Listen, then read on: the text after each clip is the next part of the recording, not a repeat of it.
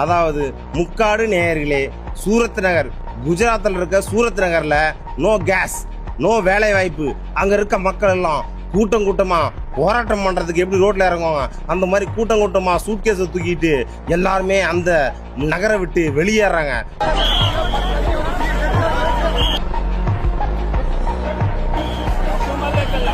வேற வேற மாநிலங்களுக்கு வெளியேறாங்க.